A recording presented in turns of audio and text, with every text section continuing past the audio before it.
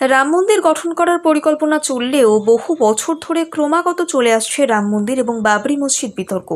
ধর্মীয় স্থানকে কেন্দ্র করে আদালতের দোরগোড়ায় পর্যন্ত পৌঁছে যেতে হয়েছিল। কিন্তু এই দীর্ঘ জটিলতার মাঝেও মহান সাধু দেবরাও বাবা ভবিষ্যৎবাণী করেছিলেন রাম মন্দির প্রতিষ্ঠাকে কেন্দ্র করে। অক্ষরে অক্ষরে মিলে গেল উত্তরপ্রদেশের বাসিন্দা দেবরাহ বাবার সেই ভবিষ্যৎবাণী। 3 দশক আগে দেশের সবথেকে বড় রাম মন্দির নিয়ে দেবরাহ বাবার এই ভবিষ্যৎবাণী এবার অক্ষরে অক্ষরে মিলছে।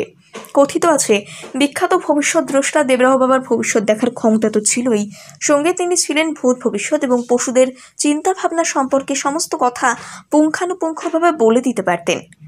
লোকমুখে প্রচলিত দেবরাহ বাবা জীবিত ছিলেন 250 বছর, তবে মতান্তরে অনেকে বিশ্বাস করেন তার বয়স ছিল 500 বছর।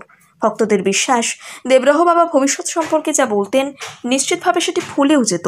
ভক্তদের বিশ্বাস, দেবরাহ বাবা ভবিষ্যৎবাণী সম্পর্কে যা বলতেন তা ফলে যেত। দেবরাহ বাবাকে নিয়ে এই বিশ্বাস যে সত্য তার প্রমাণ আবারও মিলল। কথিত আছে, পবিত্র অযোধ্যা নগরীতে রাম মন্দির প্রতিষ্ঠাকে কেন্দ্র করে উত্তেজনা যখন তুঙ্গে, ঠিক সেই সময় শুরু হয় রাম মন্দির এবং বাবরি মসজিদ বিতর্ক। দেশ জুড়ে তখন রাম মন্দির নির্মাণকে কেন্দ্র করে আন্দোলন তীব্র আকার ধারণ করেছে। এই বিতর্ককে কেন্দ্র করে বিভিন্ন আন্দোলন, উত্তেজনা, অশান্তি চলছে। সেই উত্তেজনার মাঝেই একবার সাংবাদিকদের মুখোমুখি হয়েছিলেন দেবরাহ বাবা। সে সময় যখন তাকে প্রশ্ন করা হয় রাম মন্দির প্রসঙ্গে, তখন তিনি ভবিষ্যৎবাণী হিসেবে নিশ্চিতভাবে জবাব দেন, রাম মন্দির অবশ্যই তৈরি হবে এবং তা তৈরি হবে সকলের সম্মতিতে।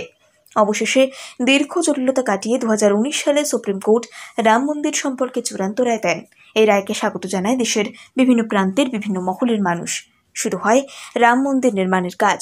মহাকাব্যের কাহিনীর 500 বছর পর রামলালার পুনরায় সিংহাসনে আরোহণের ঘটনাটি এইভাবেই মিলে গেল দেবরাহ বাবার নিশ্চিত ভবিষ্যৎবাণীর মাধ্যমে। বাবার এই ধরনের আরও পুঙ্খানুপুঙ্খ ভবিষ্যৎবাণী মিলে যেতে পারে। দেশের অনেক মহান ব্যক্তিত্ব যেমন জওহরলাল নেহরু, লাল বাহাদুর শাস্ত্রী, ইন্দিরা গান্ধী, রাজেন্দ্র প্রসাদ প্রমুখ ছিলেন দেবরাহ বাবার একনিষ্ঠ ভক্ত। রাম মন্দির গঠন করার পরিকল্পনা চললেও বহু বছর ধরে ক্রমাগত চলে আসছে রাম মন্দির এবং বাবরি মসজিদ বিতর্ক। ধর্মীয় স্থানকে কেন্দ্র করে আদালতের দোরগোড়ায় পর্যন্ত পৌঁছে যেতে হয়েছিল। কিন্তু এই দীর্ঘ জটিলতার মাঝেও মহান সাধু দেবরাও বাবা ভবিষ্যৎবাণী করেছিলেন রাম মন্দির প্রতিষ্ঠাকে কেন্দ্র করে। অক্ষরে অক্ষরে মিলে গেল উত্তরপ্রদেশের বাসিন্দা দেবরাহ বাবার সেই ভবিষ্যৎবাণী। 3 দশক আগে দেশের সবথেকে বড় রাম মন্দির নিয়ে দেবরাহ বাবার এই ভবিষ্যৎবাণী এবার অক্ষরে অক্ষরে মিলছে। কথিত আছে, বিখ্যাত ভবিষ্যৎ দ্রষ্টা দেবরাহ বাবার ভবিষ্যৎ দেখার ক্ষমতা তো ছিলই, সঙ্গে তিনি ছিলেন ভূত ভবিষ্যৎ এবং পশুদের চিন্তা ভাবনা সম্পর্কে সমস্ত কথা পুঙ্খানুপুঙ্খভাবে বলে দিতে পারতেন। লোকমুখে প্রচলিত দেবরাহ বাবা জীবিত ছিলেন 250 বছর, তবে মতান্তরে অনেকে বিশ্বাস করেন তার বয়স ছিল 500 বছর। ভক্তদের বিশ্বাস, দেবরাহ বাবা ভবিষ্যৎ সম্পর্কে যা বলতেন নিশ্চিতভাবে সেটি ফলেও যেত। ভক্তদের বিশ্বাস, দেবরাহ বাবা ভবিষ্যৎবাণী সম্পর্কে যা বলতেন তা ফলে যেত।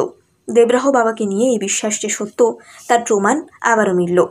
কথিত আছে, পবিত্র অযোধ্যা নগরীতে রাম মন্দির প্রতিষ্ঠাকে কেন্দ্র করে উত্তেজনা যখন তুঙ্গে, ঠিক সেই সময় শুরু হয় রাম মন্দির এবং বাবরি মসজিদ বিতর্ক। দেশ জুড়ে তখন রাম মন্দির নির্মাণকে কেন্দ্র করে আন্দোলন তীব্র আকার ধারণ করেছে। এই বিতর্ককে কেন্দ্র করে বিভিন্ন আন্দোলন, উত্তেজনা, অশান্তি চলছে। সেই উত্তেজনার মাঝেই একবার সাংবাদিকদের মুখোমুখি হয়েছিলেন দেবরাহ বাবা। সে সময় যখন তাকে প্রশ্ন করা হয় রাম মন্দির প্রসঙ্গে, তখন তিনি ভবিষ্যৎবাণী হিসেবে নিশ্চিতভাবে জবাব দেন, রাম মন্দির অবশ্যই তৈরি হবে এবং তা তৈরি হবে সকলের সম্মতিতে। অবশেষে দীর্ঘ জটিলতা কাটিয়ে 2019 সালে সুপ্রিম কোর্ট রাম মন্দির সম্পর্কে চূড়ান্ত রায় দেন। এই রায়কে স্বাগত জানায় দেশের বিভিন্ন প্রান্তের বিভিন্ন মহলের মানুষ। শুরু হয় রাম মন্দির নির্মাণের কাজ। মহাকাব্যের কাহিনীর 500 বছর পর রামলালার পুনরায় সিংহাসনে আরোহণের ঘটনাটি এইভাবেই মিলে গেল দেবরাহ বাবার নিশ্চিত ভবিষ্যৎবাণীর মাধ্যমে। বাবার এই ধরনের আরও পুঙ্খানুপুঙ্খ ভবিষ্যৎবাণী মিলে যেতে পারে।